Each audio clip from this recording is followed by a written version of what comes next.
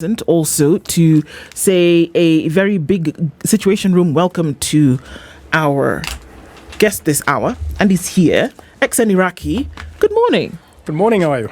I'm well, and how are you? Better than you. Is it? But don't ask me for evidence. I want evidence because a little bird, I'll not give you evidence. a little bird told me that the weather was here and you were here. The weather is very good. Yes. Now that it is making me suffer from a cold. Oh, I know it's the pits, isn't it? Sometimes. But so far so good. Fantastic. Good for you, good for us also that you're here this morning, good for the nation, because we're looking at the state of the economy. Certain things have come along the way in the last couple of days that's making people question, all right, which way are we going? But before we get into the nitty-gritty of it, Dennis is taking us to Senegal, a country I know you've been to. I've been to Senegal. Yeah. And it's a very interesting country. Okay. Everybody talks French. Mm-hmm. Everybody likes soccer. Yeah. What is like interesting? Mm-hmm. If you think our matatus are old, just go to Senegal. Oh, wow. Do you have old matatus in Kenya? No, we don't have old matatus, but just go to Senegal. They are very old matatus. But it's an interesting country. Everybody is taller than me and blacker than me. I've never seen a light-skinned Senegalese, by the way. I don't look for one. You may not get one. Yeah. Unless they're mixed. I told you we also come from there. I understand. Yeah. But if you walk to the streets of Senegal, you would pass as well. Unless you talk, nobody knows you are You're not the Senegalese. No, I was telling Dwali in the morning, from where I come from, they say we can trace our roots to Senegal. In fact, there's a photo I usually show my students, a photo of a gentleman from the Iraki region and a photo of a guy from Senegal. I ask them who is a Kenyan. Nobody can differentiate. And I've done that for 5-6 times. Interesting. Yes. Yeah, so there's some truth into it. So we are in the Republic of Senegal, and I just want to go straight into the proverb of the day. Slowly, slowly, you catch the monkey in the forest. Slowly, slowly, you catch the monkey in the forest. I've had a number of encounters with monkeys. It's very hard to get a Not good ones, I guess. It's not very good. One time it got into my house, and I can tell you it was not fun. But if you want to catch a monkey, you cannot do it suddenly. Unless you're shooting it. You have to trick it, you have to talk to it. So it has to be slowly by slowly. So if catching a monkey is not easy, by the way. Have you ever had anybody who has ever caught a monkey? No, I mean, they're very slippery. Very slippery. That's why you have to do it slowly by slowly.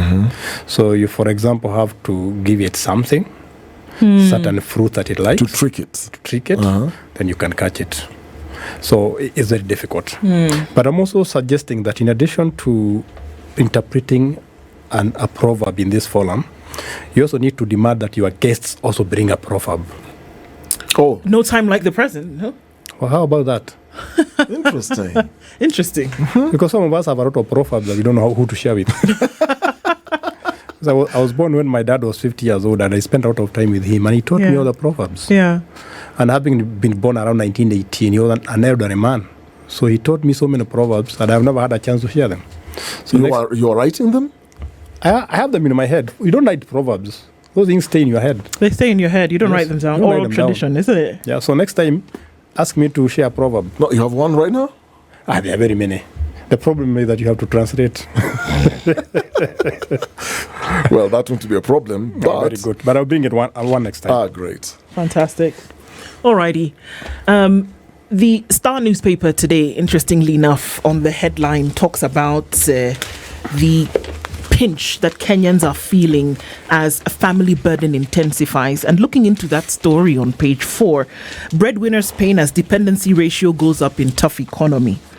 It gives the story of a 34-year-old Peter Mutinda who left his rural home in 2013. His goal was simple: to find a job, build a life, and eventually support a small family of his own. He did not foresee that he would be the main lifeline for over a dozen family members, siblings, parents, cousins, and even in-laws. He is a resident of Embakasi East. He works as a supervisor at one of the companies that is into horticultural packaging.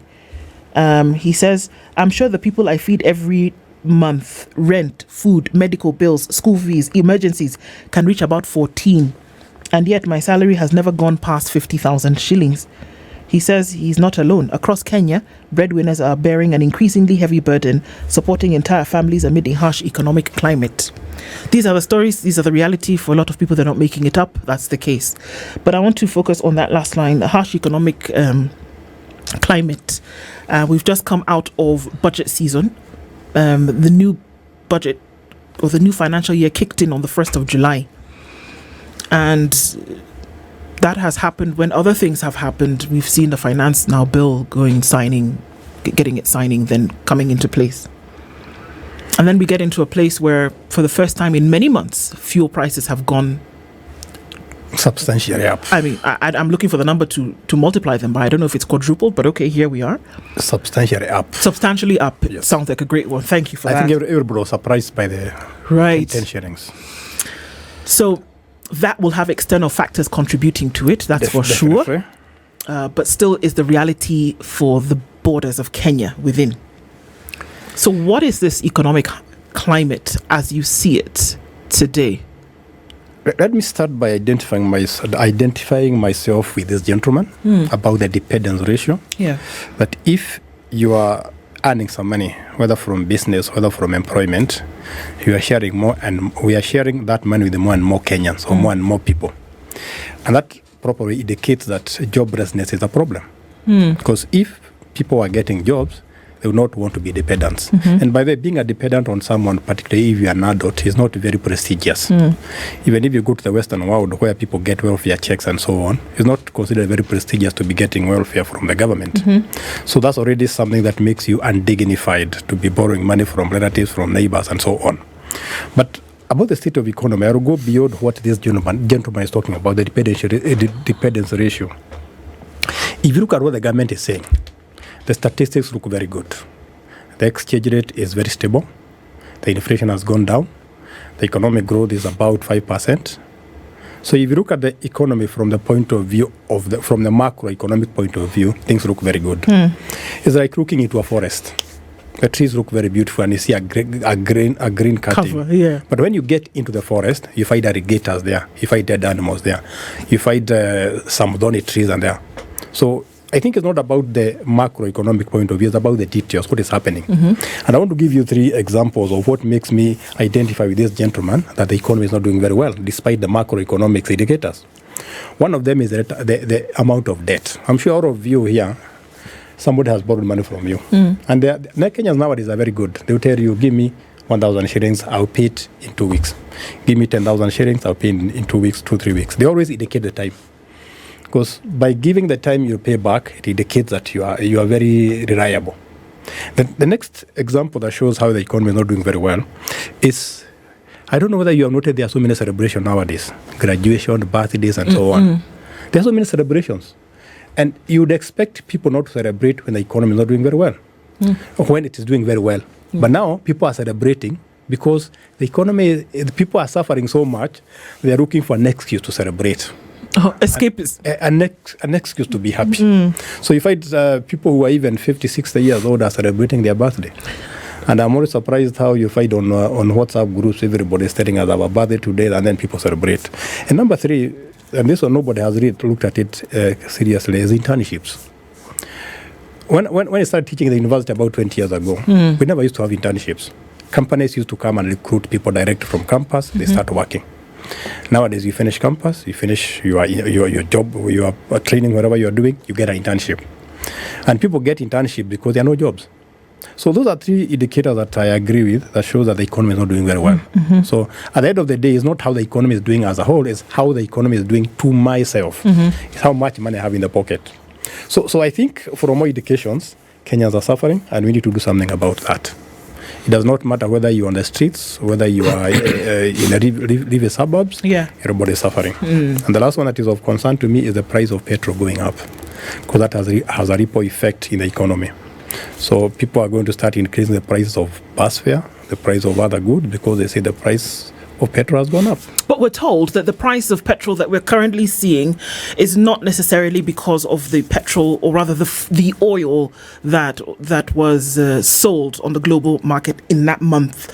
That what we are seeing today is what was spent previously, and that's why we have to, pay a little bit more for it today.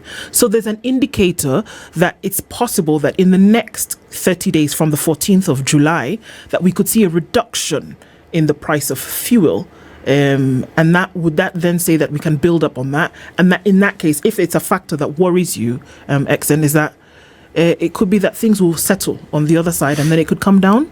That's everybody's hope. That maybe next month the price will go down by 10 shillings, which I'm almost sure it will not go down by 10 shillings. As it went up by, yes. So I hope it will go down. That's very good indication. But the argument that the price went up because of the Iran-Israel war is not very convincing to me, because you look at the trend in the global price of oil, it did not jump that significantly because of that war. So there could be underlying factors that is making the price of oil go up, or fuel prices go up. One of them I have heard is because some of the money has been mortgaged to pay some projects. We don't know how true that is. But if it is true, I'm worried because that might make the petrol price not go down next time, because that money will be needed as per that proposal. Okay. So, but my question, because you're looking at different sectors that drive economy, Yes. and I like the image that, and I've never thought of it that way. You've basically described the microeconomics, which is so confusing for a lot of people. And you said, think of as forest, look at the forest. It's very, very green, lush trees and all that. But then when you go in, there are alligators, the hyenas, lions, and all sorts of things going on, dead animals. And if then you're to compare sectors, which sectors, in your opinion, of the economy are currently driving growth, and which sectors would you then consider struggling? Because if we have the good numbers, the outlook looks good, it means there's something driving those numbers, the stable shilling and all that.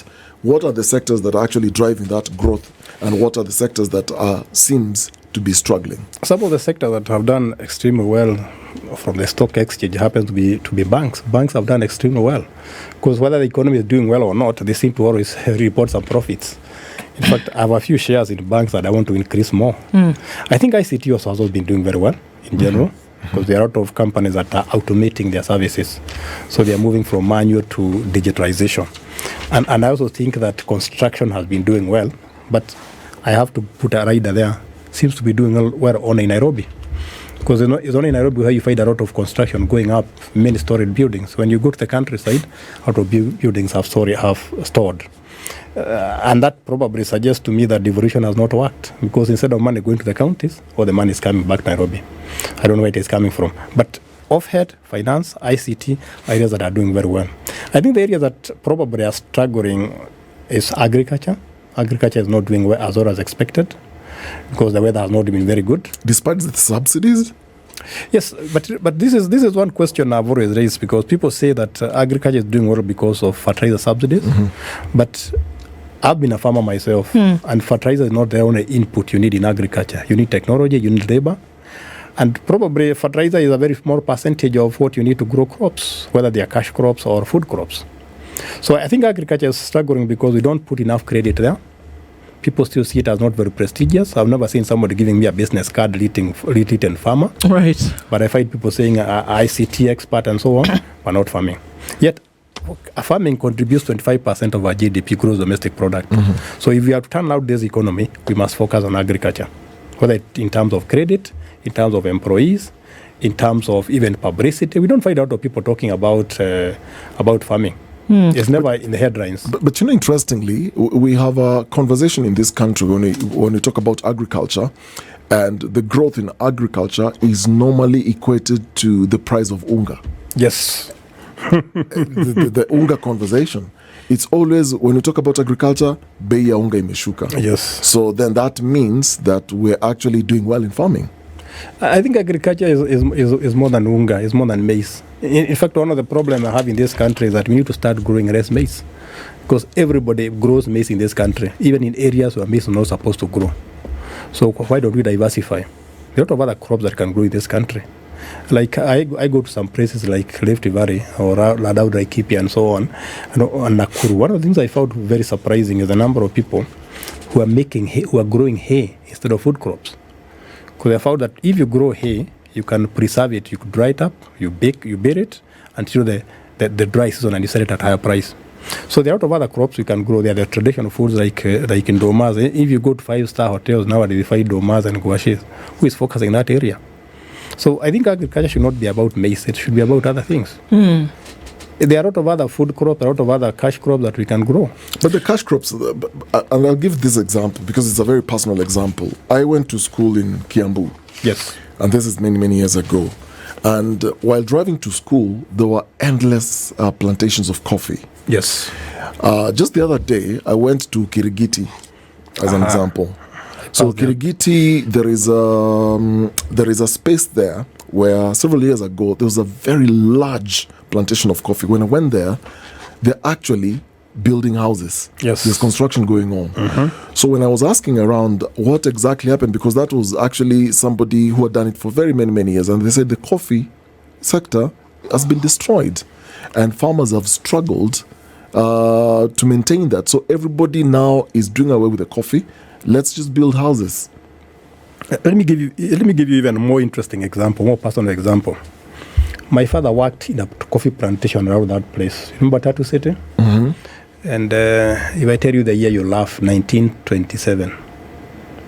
And that coffee has been there. In fact, when I came to Kiambu the first time, I was looking for that coffee plantation. It was called Sokifinaf. Now that is a Tatu City. It has been chopped into residential places. Now, it's very sad that the most productive sectors in this country are being built up instead of being used for farming.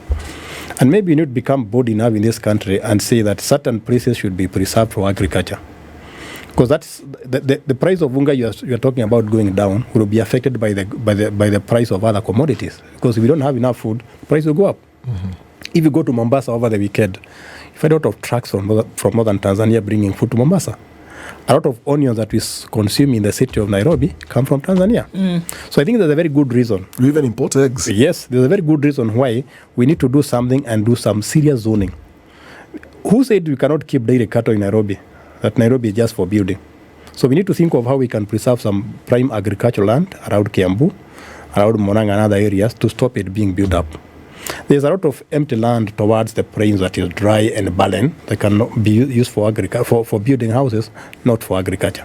And those are the issues you are bringing, that in addition to thinking about maize, let's also think about the policies we need to make sure that we preserve productive agricultural land. Right. Okay. Because agriculture has taken on its shoulders the responsibility of holding an entire economy, and keeping it buoyant. So let's look and say, okay, well, so how exactly can this happen? Then you've also, gone to the point that, if it's something that is so lucrative for why don't we see more people going into it?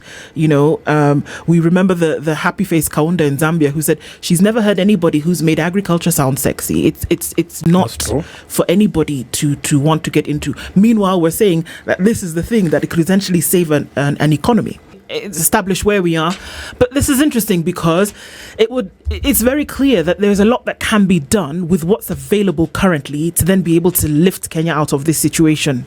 And one of those obviously always has been pointed to as agriculture. And if we look a little bit linear, that we say, okay, well, so there are big tracts of land, large tracts of land where there farmers who then sell their product to the government. That happens in order to feed the country. But it's not enough because Kenya is a net importer. And then we ask ourselves, the farm inputs have been blamed and their cost for not being able to compete with nations like Tanzania and Uganda. And also the soil that we've talked about, maybe not the best compared again to countries like Uganda. But you still say that there's something that can be done, and Kenyans want to understand that, okay, if it's this agriculture on whose shoulders the responsibility of the economy has been placed so many times, what can actually happen to say we will be able to see results towards a positive economy if certain things are done within the sector? And what are those? Let me ask you a question. When did you have you ever seen a tractor? I've seen a tractor. Yeah, I've even ridden on one. On the road? On the road, like on the highway? Yes. Maybe it's when it's being transported to somewhere else. But have you seen a tractor in use in a farm? In a farm, yes. Yeah. Yes. On a farm. In Kenya? Yes, actually. If you talk to most young people, Generation Z, they have never seen a tractor. Okay. When I was a small boy, I used to see tractors. We used to hire tractors to farm in our place. Nowadays, you don't need them because the land has been chopped in very small pieces. So one way to improve in agriculture is to make sure we use more technology. But technology in agriculture, it seems in terms of using fertilizer. But it's more than that. So beyond using more technology, which makes land more productive, we also need to make it cool.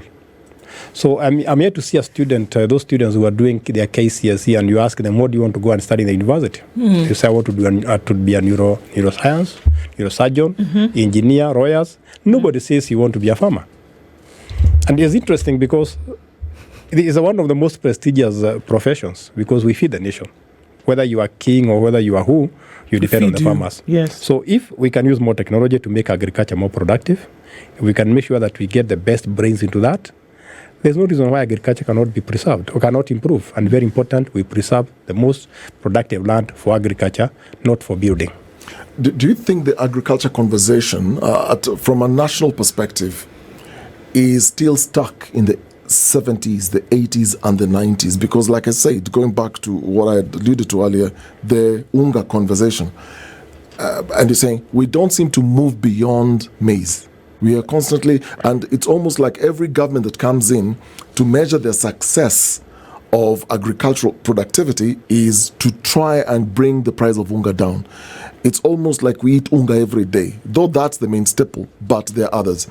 And I'm raising this point to say, in terms of how we've been socialized to understand agriculture, and I'll give an example myself. I tried doing hydroponic farming. And I was talking to this young man who was helping me set this whole thing up, because I said, look, in terms of our weather, it's not reliable. So the seasons we used to have rain stop at some point. Now we have the seasons of rain and everything. Then after another year, nobody knows when it's going to rain. So it's you can't depend then on just pure farming on ground, because you don't know when it's going to rain. And a lot of people go through losses. So now comes in a concept, the hydroponic concept. And I was asking this young man how he's doing in the business. And interestingly, he said, for those people who care to even watch TikTok videos or YouTube videos to understand what this thing is and how it has worked in other countries, and an example is Israel, where I went and I saw how it's working. A lot of people say this is GMO. They don't believe anything can grow without the soil. So first you're dealing with a mindset issue. My question then is it a conversation that nationally the government should introduce to look at the things that now you're talking about? You're talking about latest technology. What are the latest farming methods? What are the other options? What other crops then can you grow? Who do we then expect to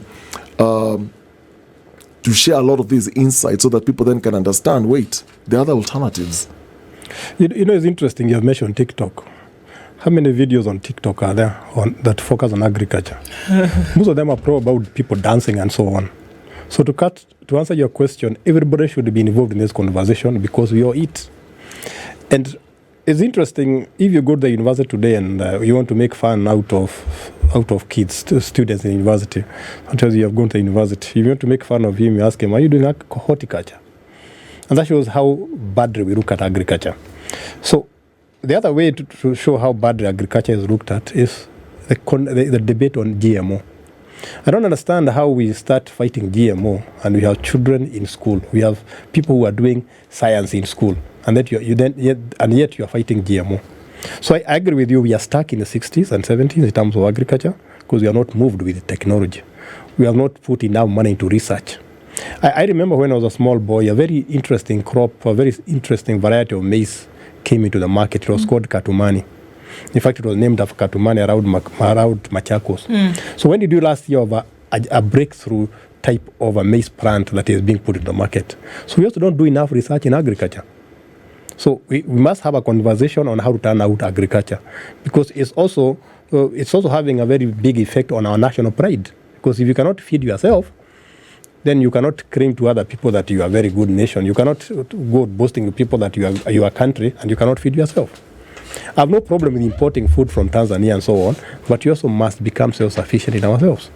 We must look at how do we become more a food-sufficient country. Because once we are food sufficient, we can think about other problems. And that's why you go to European Union, you go to America, you go to India, all those countries subsidize their farmers. You are very right. Very few farmers break even because of the weather. Other factors. So the government must come in and support the farmers.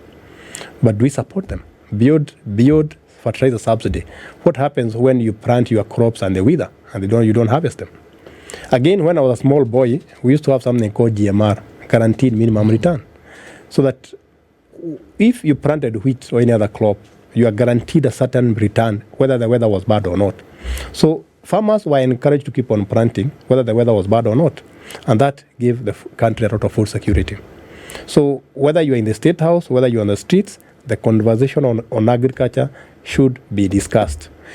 Last night, sorry to say, I saw Raila Odinga on the TV talking about his prospects for 2027. Can we have the Minister of Agriculture have such a conversation? We see him on TV or the networks talking about agriculture, because that's a very important national issue. But when they speak, it's from a policy perspective. It's all good on paper. It looks very rosy on paper, but practically then looking at the whole conversation, there are a lot of gaps. And one of the main gaps I personally see, and I stand to be corrected, is in the area of research. Because if you look at all the agricultural institutes who carry research, you've mentioned that Katumani. Yes.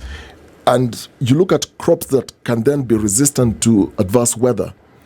We used to do so well in research. There's Calro, for example. Yes. And growing up, I remember in primary school, we were always taught these things about agriculture, and we loved agriculture. Yeah, that's true. Actually, one of the subjects... Because it was very practical. Very practical. Yes. I, for my practical subject, actually did agriculture. I planted potatoes and understood everything around potatoes.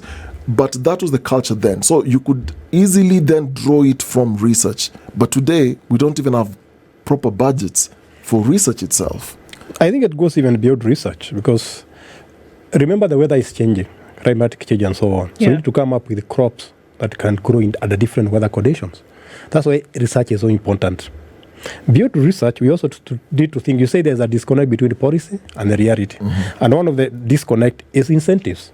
Because if you are going to be a farmer, you must get incentives to do your farming. And that's why I'm saying at the end of the day, we must make sure that farmers get return for their money. Do we give incentives to farmers in terms of their prices, in terms of subsidies and so on? And number 3, we need to think more about the supply chains. Because we need to, when the farmers come up with their crops, do they get to the market? That's one big problem, because if some of the most productive places in this country are not connected to the market. I remember visiting Nyandara one day, and this is a real life case. You give cattle cabbage, they walk away. They have eaten so much cabbage, they're not interested. But those cabbage never get to the market. Same with the potatoes and so on. So because there's no road to market. Yes, but we have very good laws in Nairobi, because the people who matter live in Nairobi. But the people who really matter in this country are the farmers. So can we make sure they have very good road network?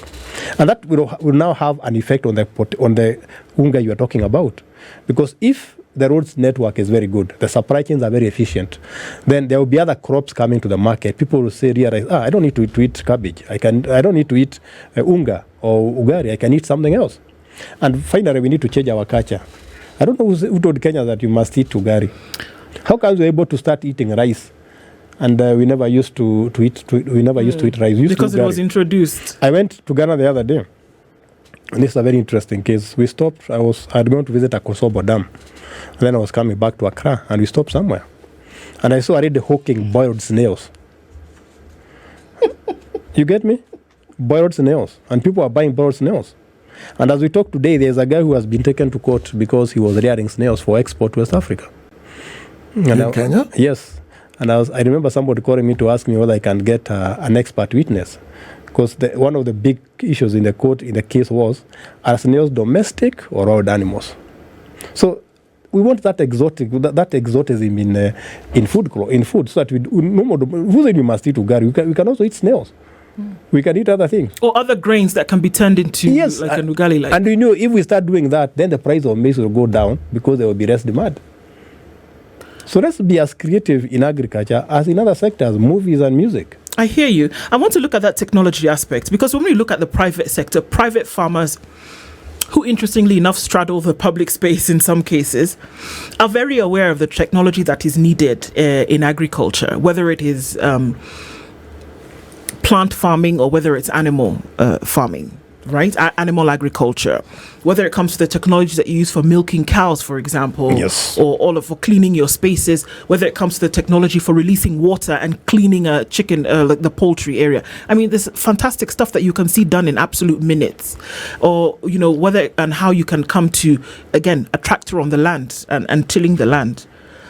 It's not for lack of knowledge, but it's just not done at a government scale in the manner in which it ought to be. And like you said, if you travel to other jurisdictions, you'll see that large scale farming, there's nobody who is touching the ground with a djembe.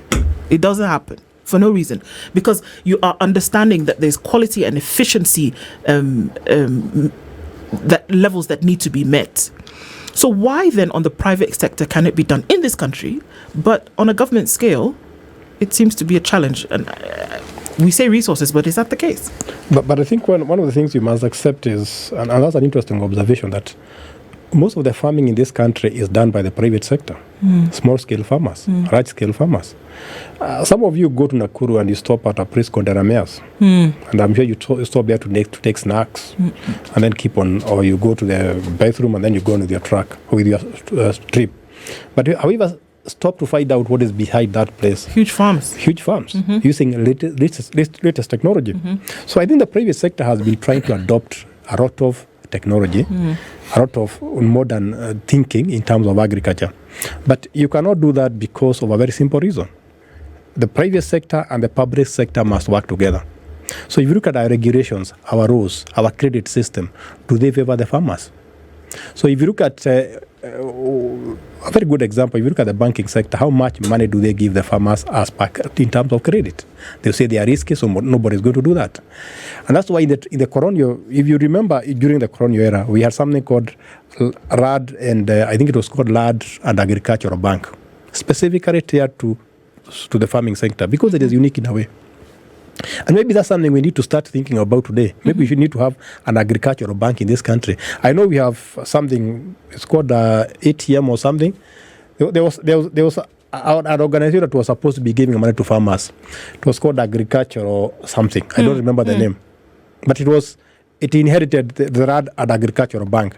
But it has not been doing very well, because now farmers, when they are looking for money to expand their business and so on, they go and compete with other businesses. And of course they will lose, because it's perceived as very risky. So we need to have something that focuses on farmers, their interests, because they are unique. If we don't do that, we'll keep on talking about that. And but you know, speaking of uniqueness, I traveled to India, and there was a period where I saw a strike of farmers. And they have food reserves that can last them for a very, very long time. From the time, and the test was during COVID, when people couldn't go out to do anything. And when I tried to understand why are farmers there so powerful, the understanding is the political influence is not something that you can joke with. And I discovered their voting bloc is not monolithic. It's not. And when they push for an agenda, the government listens, because when they come out to vote, they represent a very, very big population, and they represent a huge portion of the electorate in the key provinces where you do a lot of farming. But in Kenya, if you don't have political goodwill, or you don't have a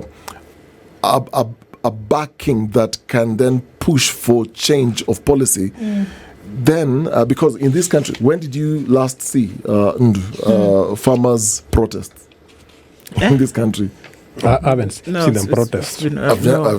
never seen one. I've seen them also protest in Paris. Yes. They Yes. took trucks on the streets. Yes. But here farmers are very many, but they are not organized. Yeah. Just like, the teachers union, how organized they are, or other organizations. So farmers in this country are not organized. That's why nobody cares much about them. But I think whether they are organized or not, there's a good reason to take care of the farmers. Because they form not just a voting constituency, but also they feed the nation. Mm-hmm. But we don't seem to realize that because some of the policy makers have never been farmers. And you see, if you are rich and affluent in Nairobi, you don't need to think about farming. Just go to the supermarket, you go and get food, and sometimes you even want food that is imported. I always find a lot of fruits in a supermarket here that are imported from South Africa. Yes. I have nothing against South Africa. But why should we be importing food from South Africa that can grow in this country? For example, if you go to Remuru, you find a lot of pears being sold, the fruit pears. Yeah. But I find pears being imported from South Africa. Who is buying the pears that are grown in Remuru? So that's where the government comes in. The government must help the farmers. Because if the farmers in Remuru and so on were incentivized, they would get the pears from Remuru, and then they come and take them to the supermarket. Okay, this is interesting that you say that because the Ministry of Agriculture, then pushed by permanent secretaries, I guess the previous Minister of Cabinet Secretary for Agriculture, oversaw a G2G deal. Essentially, it's the I forget the full name that the acronym stands for right now. Government. I mean, the deal itself, whereby now the Gulf states are open, UAE specifically, open to receiving, agricultural meat products from Kenya. And where the country then is stuck is making sure that everybody is on the same grade. And we were told the numbers are astronomical in terms of the amount of meat that the UAE is ready to take in from Kenya based on their needs. All it needs Kenya to do then is sort out its grade. That, all your farmers, let's just make sure that you guys, if you give us this grade, if you give us according to these specifications, you will never lack business. It will just be like a conveyor belt. Just let's keep it going. So then it seems as though it's not just the technology, it's not just the markets, it's not just the infrastructure, but then there's something, and I don't even know if there's a word for it right now, there's the gingering up that needs to be done and say, okay, get this thing done. So I ask myself the question today, so has that mapping happened? The PS Livestock sat where you sit today and said, we're making sure that everybody is on the same page and we can start this thing, but there's no time like the present to be able to get into it now. That there are goat farmers around Kenya who would be able to benefit from this today, and that's just one area. But then there seems to be something else that just stops us from lurching across the line and saying, okay guys, go. There's a ready market, the standards have been given, the information has been created, the government has gone ahead and signed the deal. So then we still, I don't know what it is. What it takes us back to what he brought about the research. If I'm, for example, a goat farmer, I've been keeping goats the way my father did 20, 30 years ago, 50 years ago. So I need somebody to come and tell me. And that's why extension workers were so important. Because when I was a small boy, we used to have extension officers coming to our farm. And they would tell us, this is how you make silage, so that you keep it, so that during the dry season, you have something for your cattle. This is how you make sure you remove tick from your cattle. This is how you make sure that your goats are taken care of in certain ways and sheep. But now we don't have those people. So if we have to, for example, fulfill the Gulf market, then we have to go down to the farmers, to the people who do the farming themselves, and teach them how to come up with that grade of cattle, that grade of goats, that grade of crops, and so on. But if you don't interfere, if you don't talk to them, they will keep on doing the way the things have always done. And that's why I'm saying the government must come in. That's why we had extension officers. That's why universities should be involved. That's why researchers should be involved, so that they show the farmers this is what is needed in the market. And it's supposed to be collaborative, because once the goats are ready, or the cows are ready, we must now take them to the market. How do we now manage the supply chain? Do we, for example, have an abattoir where the farmers are, or do we have it somewhere else? Do we bring them together? We slaughter them and package them? How do we do it? So it's not just a question of having the market, but you also have to deal with the whole supply chain. And I think that's the problem we have in this country. We do a lot of things in a very disjointed way. I wish sorry to say this. I wish the government was doing what it is doing nowadays in terms of strikes. You know, the protests. Yes. The government is having a response from moral angles, legal angle, police angle. Everybody is involved in that.